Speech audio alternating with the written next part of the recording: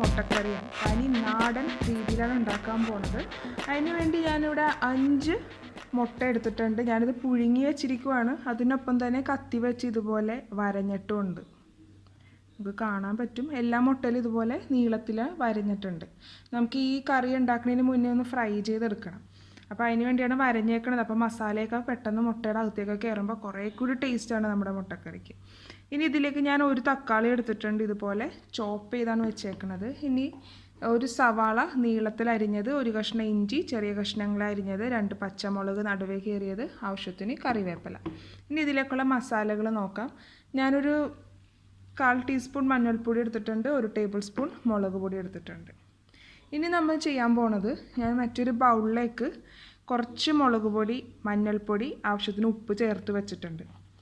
ഇതിപ്പോൾ അതിൻ്റെ അളവെന്ന് പറയണത് എല്ലാം 1/2 ടീസ്പൂൺ വെച്ചാണ് ഞാൻ എടുത്തേക്കണം. ഉപ്പ് 1/2 ടീസ്പൂണൊന്നും വേണ്ട, നമുക്ക് ടേസ്റ്റിനനുസരിച്ച് ചേർക്കണം, അല്ലെങ്കിൽ ഉപ്പ് കൂടിപ്പോവും.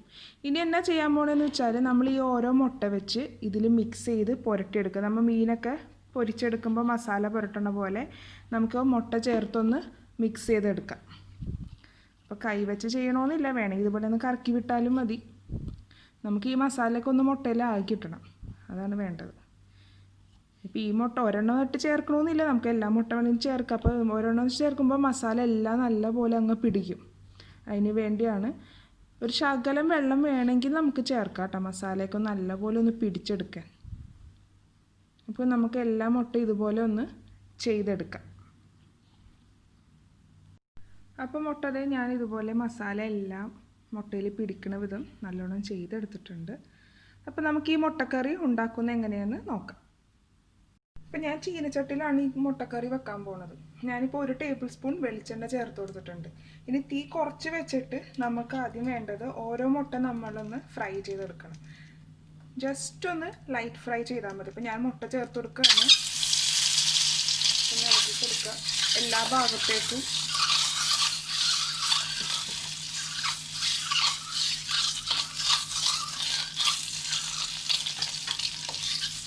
ആദ്യം കരിച്ചൊന്നും കളയേണ്ട, ജസ്റ്റ് ഒന്ന് എല്ലാ ഭാഗവും ഒന്ന് ഫ്രൈ ആക്കി കിട്ടണം.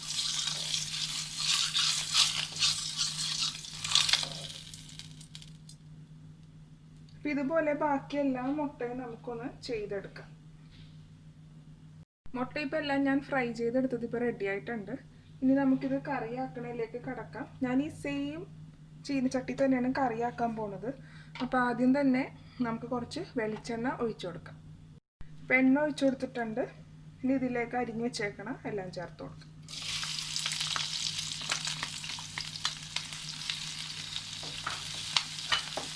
ഞാൻ പച്ചമണം മാറുന്നവരെ നമുക്കൊന്ന് സവാളയൊക്കെ വഴറ്റിയെടുക്കാം. ഇത് നിങ്ങൾ ഈ കറി വെക്കുമ്പോൾ ശ്രദ്ധിക്കേണ്ട വെച്ചാൽ നമ്മൾ ഒന്നാമത് മുട്ട എണ്ണയിൽ ഇത് വരുമ്പോഴേക്ക് അതിങ്ങനെ പെട്ടെന്ന് നിങ്ങൾ ആദ്യം കേട്ട ആ ശബ്ദം അത് പൊട്ടി നമ്മുടെ മേത്തേക്ക് വീഴാതെ ഇരിക്കാൻ ശ്രദ്ധിക്കുക. പിന്നെ മസാല ചേർത്ത് ഇതുപോലെ നമ്മൾ ലൈറ്റ് ഫ്രൈ ചെയ്തെടുക്കുവാണെങ്കിലും തീ കുറച്ച് വെച്ച് ചെയ്യണം. കാര്യം മുളക് പൊടിയിട്ട് ഒക്കെ ആകുമ്പോൾ പെട്ടെന്ന് അങ്ങോട്ട് കരിഞ്ഞു പോകാൻ ചാൻസ് ഉണ്ട്.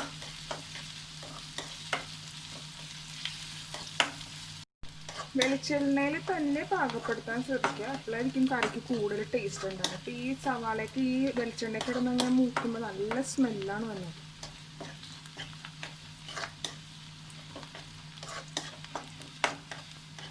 പിന്നെ നമുക്ക് നമ്മുടെ മസാലപ്പൊടികൾ അങ്ങോട്ട് ചേർത്ത് കൊടുക്കാം.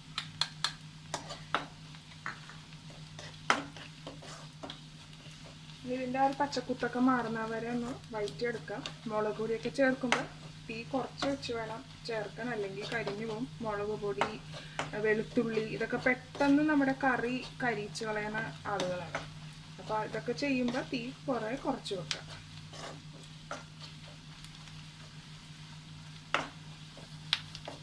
ഇനി നമുക്ക് ഇതിലേക്ക് അരിഞ്ഞു വെച്ചേക്കണം തക്കാളി ചേർത്ത്.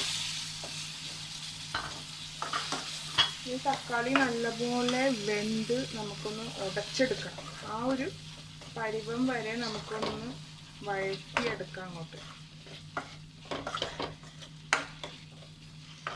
പെട്ടെന്ന് വഴന്ന് കിട്ടാൻ വേണ്ടി നമുക്ക് വേണമെങ്കിൽ കുറച്ച് ഉപ്പ് ചേർത്ത് കൊടുക്കാം. അപ്പോൾ വേഗം അങ്ങോട്ട് വഴഞ്ഞ് കിട്ടും, വെന്ത് അങ്ങോട്ട് കിട്ടും.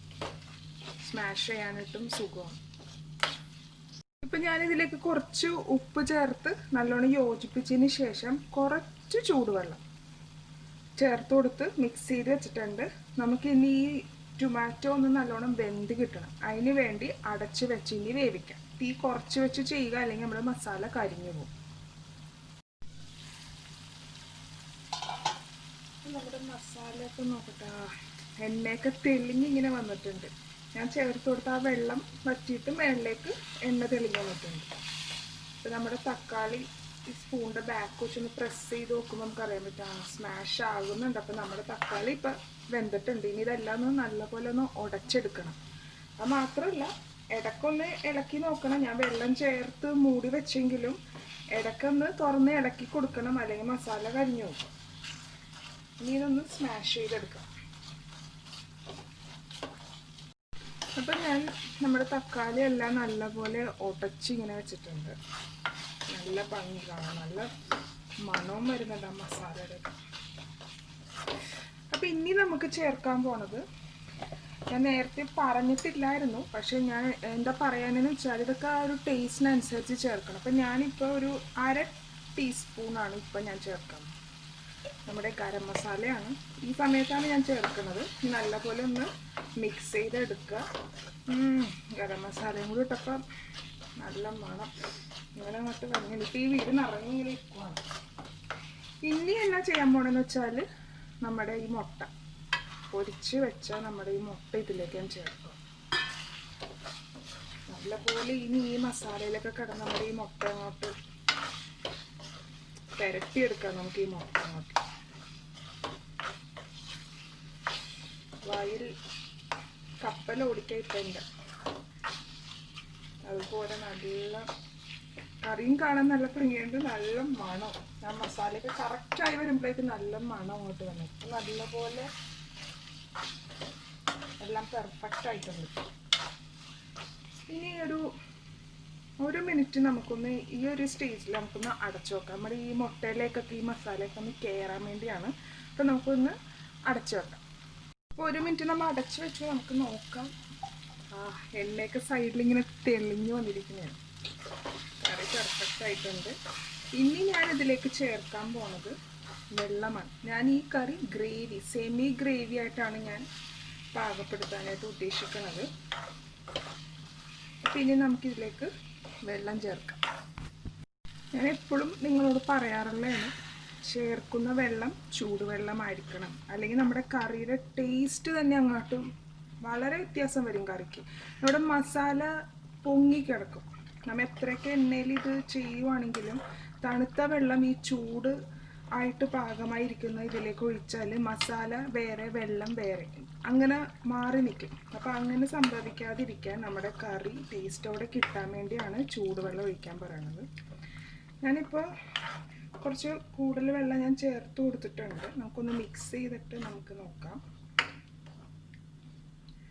ഓക്കെ, ഇപ്പം ഈ ഒരു ഇതിലാണ് ഞാൻ കുറച്ചും കൂടി വെള്ളം ചേർക്കുകയാണ്. മതി. കാര്യം എന്താ വെച്ചാൽ ഇത് ഈ ഗ്രേവിയൊക്കെ ഒന്നും കൂടി ഒന്ന് കയറാൻ, മുട്ടയിലേക്ക് ഉപ്പും നമ്മുടെ മുളകിൻ്റെ ആ എരിവൊക്കെ ഒന്ന് കയറാൻ വേണ്ടിയാണ് കുറച്ചുകൂടി ഗ്രേവി ഞാൻ ചേർത്ത് കൊടുത്തത്. ഇത് നല്ലപോലെ ഒന്ന് ഇനി വെട്ടിത്തിളച്ച് നമ്മൾ സിമ്മിലിട്ടാണ് ഇനി പാകപ്പെടുത്താൻ പോണത്. അത് മാത്രമല്ല കുറച്ച് വെള്ളം കൂടുതൽ ചേർത്താലേ നമ്മൾ ഉദ്ദേശിക്കുന്ന ആ രീതിയിൽ ഗ്രേവി വന്നാലും ഇത് തണുത്ത് കഴിയുമ്പോൾ ഗ്രേവി കുറേ കൂടി കുറുകും.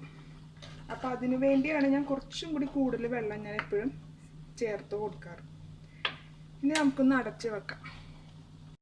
അപ്പോൾ നമ്മുടെ മുട്ടക്കറി സ്റ്റേജ് നോക്കാം. പെർഫെക്റ്റ് ആയിട്ടുണ്ട്. എണ്ണയൊക്കെ സൈഡിൽ ഇങ്ങനെ തെളിഞ്ഞു വന്നിട്ടുണ്ട്. നമ്മുടെ ഗ്രേവിയും അതുപോലെ തിക്കായിട്ടുണ്ട്. നമുക്ക് ഇടിയപ്പത്തിൻ്റെ ഒപ്പവും വെള്ളയപ്പത്തിൻ്റെ ഒക്കെ ഒപ്പം കഴിക്കാൻ പറ്റിയ കിടിലൻ കറിയാണിത്.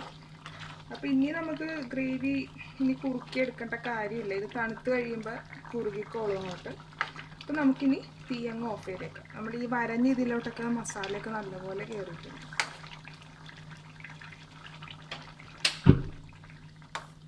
അപ്പോൾ നമ്മുടെ മുട്ടക്കറി ഇവിടെ റെഡി ആയിട്ടുണ്ട്. അപ്പോൾ നിങ്ങളും തീർച്ചയായും ഈ റെസിപ്പി ട്രൈ ചെയ്ത് നോക്കണം. Thanks for watching my video. Hope you enjoyed it. Please subscribe my channel, follow and share my social network.